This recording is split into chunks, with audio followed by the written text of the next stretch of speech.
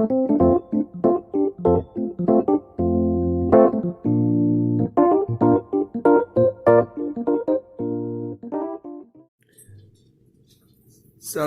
discipli, Magister Runde sum. Today, I would like to just briefly review our fallacies of induction. All right, so we're going to review our fallacies of induction. And remember, our fallacies of induction are arguments that make an error in their inductive reasoning. So let's just talk about inductive reasoning for a sec.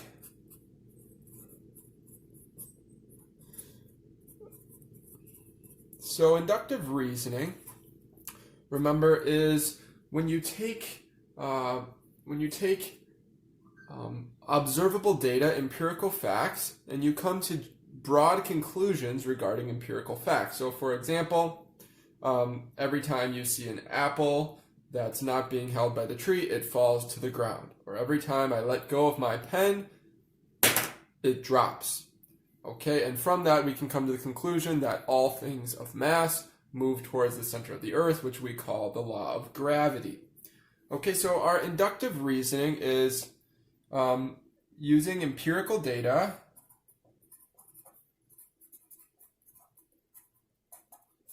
to come to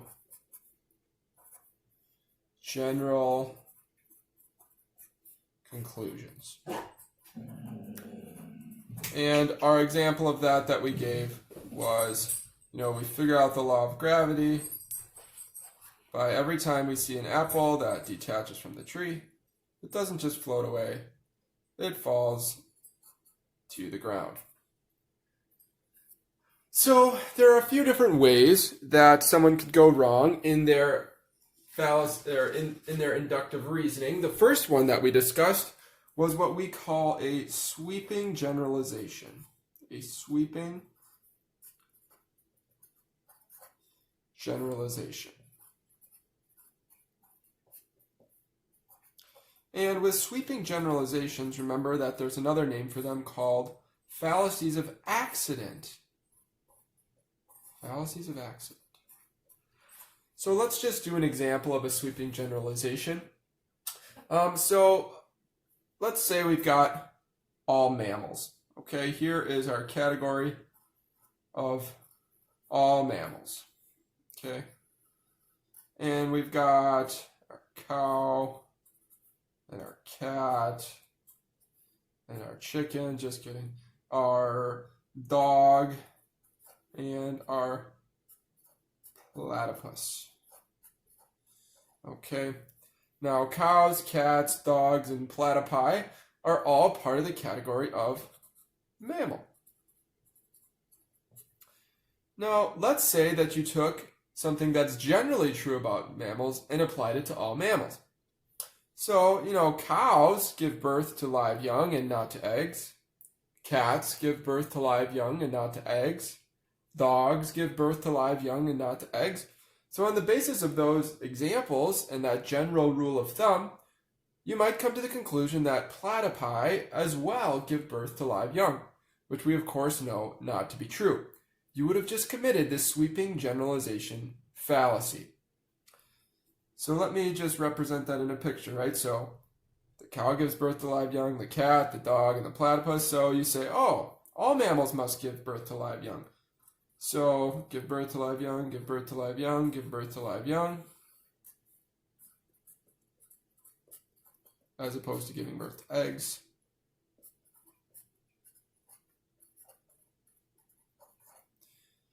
You got your cow, your cat, and your dog. And those things, give birth to live young. So then you overgeneralize, though, and you say, well, if that's the case for a cow, a cat, and a dog, then it must also be the case for the platypus, since the platypus is also a mammal.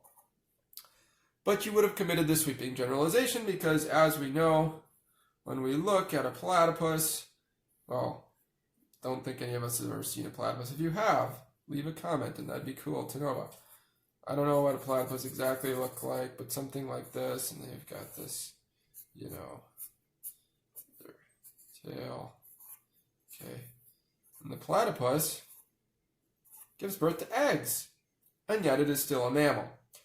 So, when you take an accident giving birth to live young of a cow, a cat, and a dog, of something of some class, and then apply it to everything of that class, even if there's exceptions, you've committed the sweeping generalization fallacy, where you include an exception, like the platypus, in a general rule of thumb.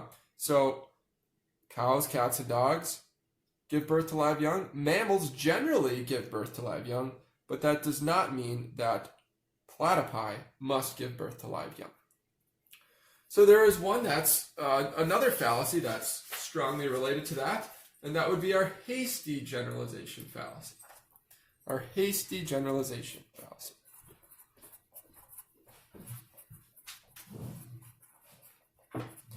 And this one is also called the converse accident fallacy.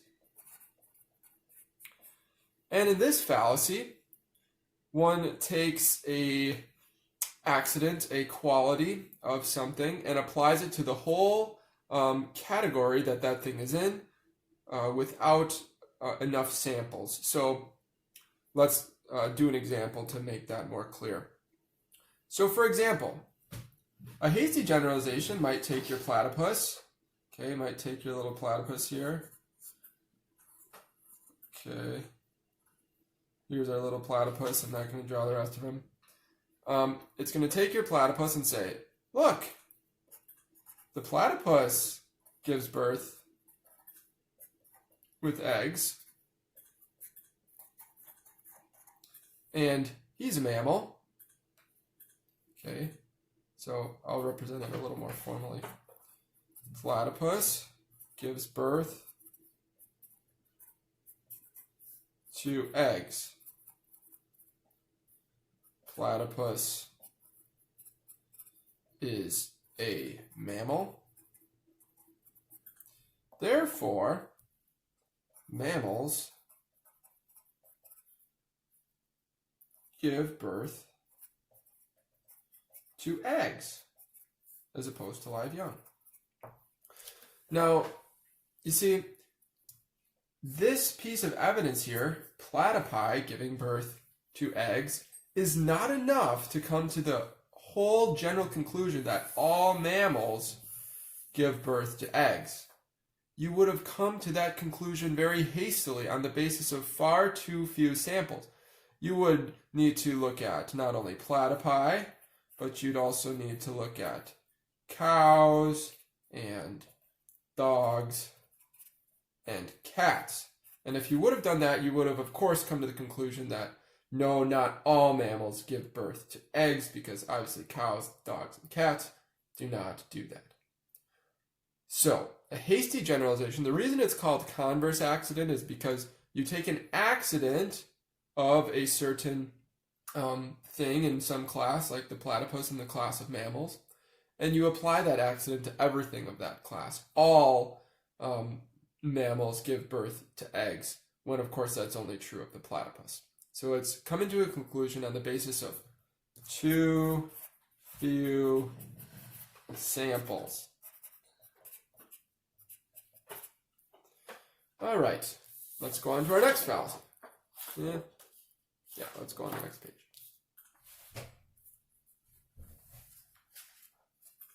The next fallacy that we are going to discuss is the false analogy. The false analogy argument. Now, a false analogy argument is an argument that tries to make use of arguments by analogy, but then it fails in some way at making a relevant connection between the two things. So, what do I mean? So, for example, you might say to your mom, Mom, look, the Marines, they need the finest military equipment Okay.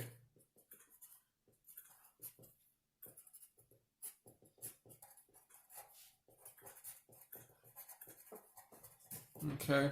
They need the finest military equipment. You know, they need big tanks and, you know, all this kinds of stuff.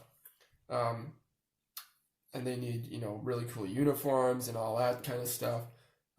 They need their finest military equipment, and they need that in order to succeed in battle.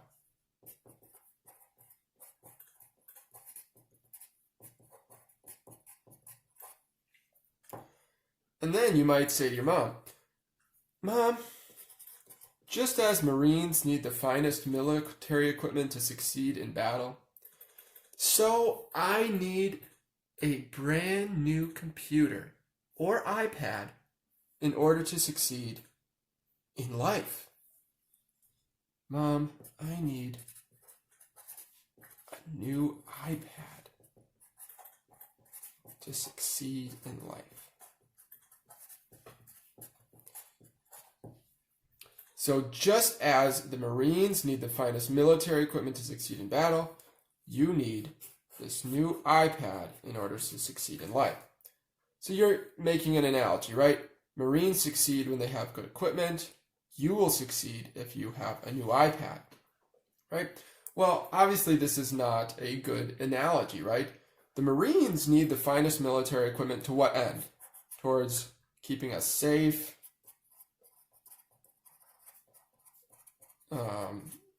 for winning battles, okay, and to have better technology than other countries so that we can be more powerful. Okay, so those are the ends of the Marines' military equipment, and if they don't have that, well, they'll probably fail because other countries will advance and we will stay behind and we'll lose. So it's also an important thing about this is that it's necessary for keeping us safe. Now, Mom, I need a new iPad to succeed in life. Well, what are the ends of this new iPad? I don't know, playing games. You know, you might talk to your friends. You might do some homework. That would be a good thing. Not that playing games and socializing are bad things. Homework. Okay.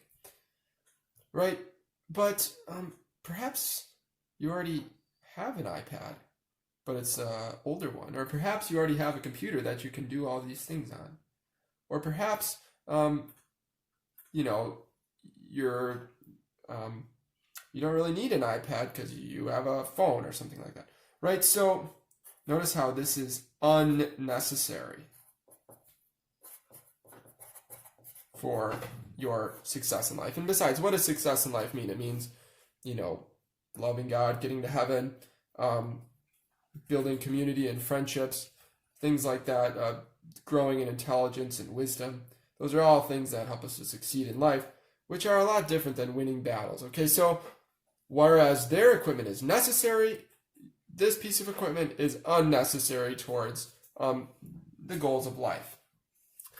So this would be a false analogy. The things are too different to actually make a relevant comparison.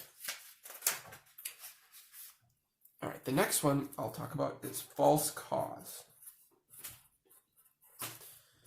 Okay, so a false cause is giving an argument based on a weak causal connection.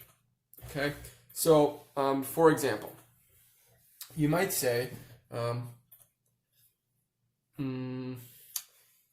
every time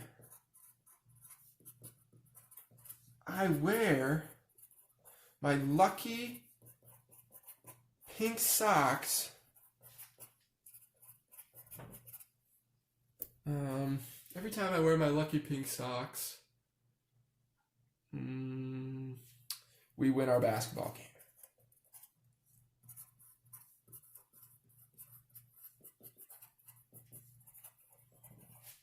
Okay, so maybe you got your lucky pink socks here. Now, wearing a certain pair of socks, is that really that important towards winning a basketball game? What are the causes of winning a basketball game?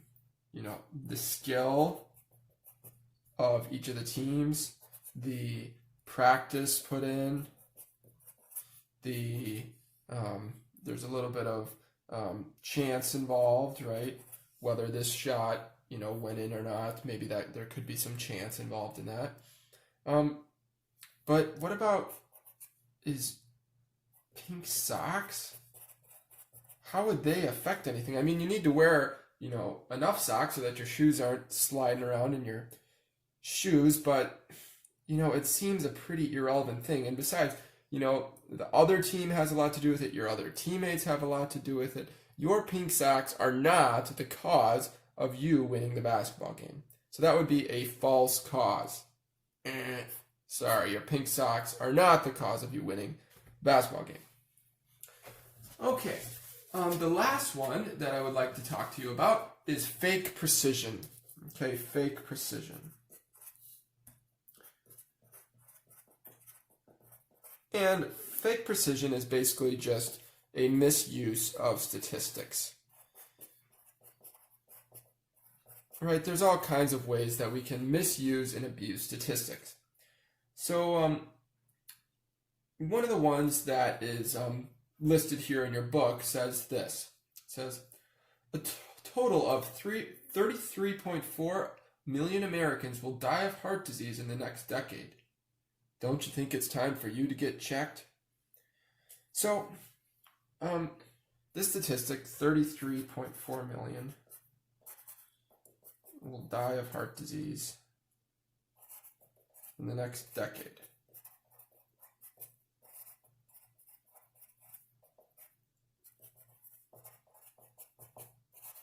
So what's wrong with this? Well, the first thing is the way that it was stated. 33.4 million Americans will die of heart disease. Okay, first of all, they can't know that.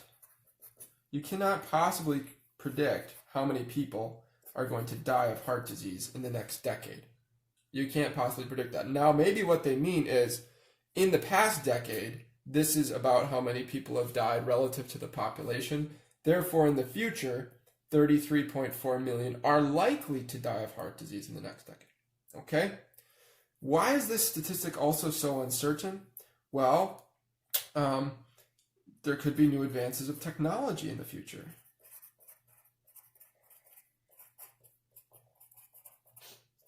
Right? So if we have new advances in technology, then maybe there won't be so much heart disease. So this would be a misuse of a statistic. Now, it's also kind of an appeal to fear, right? It's trying to get you to be afraid and then get yourself checked. Now, it's logical, I guess, to make sure that you don't get heart disease, right? But at the same time, you shouldn't be trying to make people afraid just to get themselves checked. Another question you could ask, you always want to be asking questions about this. How was this information gathered? Where did they get this?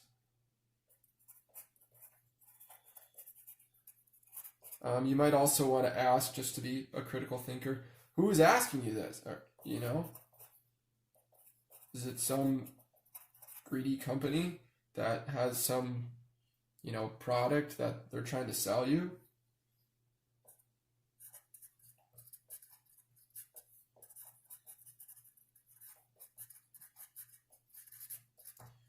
Okay, so we need to be leery of statistics, and there's a lot of ways that people can misuse, abuse, twist, misinterpret statistics.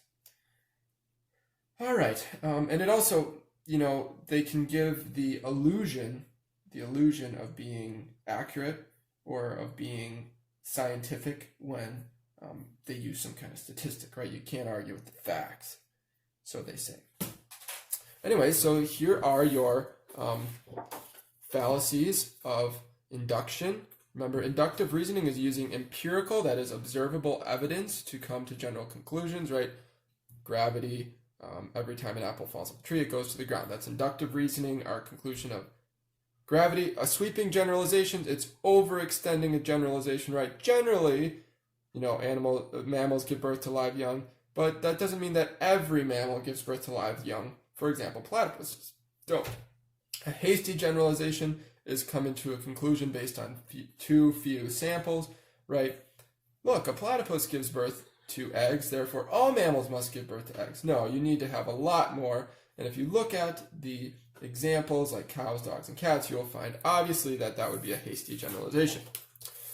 A false analogy is comparing two things that are not similar enough to make a comparison, right?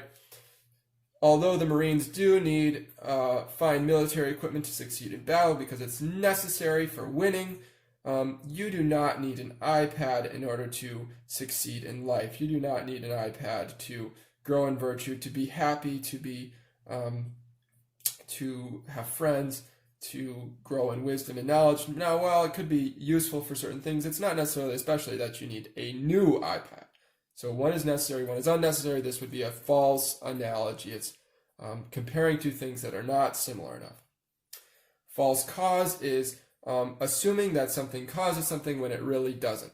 Okay, so every time I wear my lucky pink socks, we win our basketball game. Your pink socks are not the cause of you winning the basketball game. Sorry, it's the skill, it's practice, it's chance, it's your teammates, it's the other team's blunders, it's all the other things that go into a basketball game, not your lucky pink socks.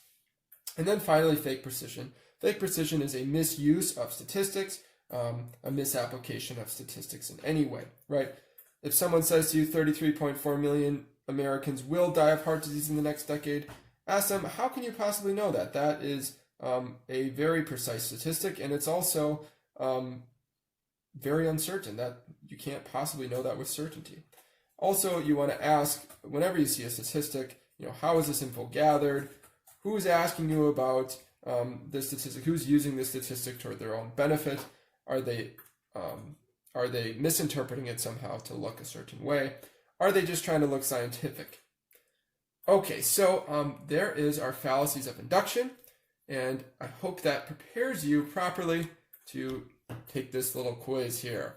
All right. Gratias discipli eatis in pace. Valete!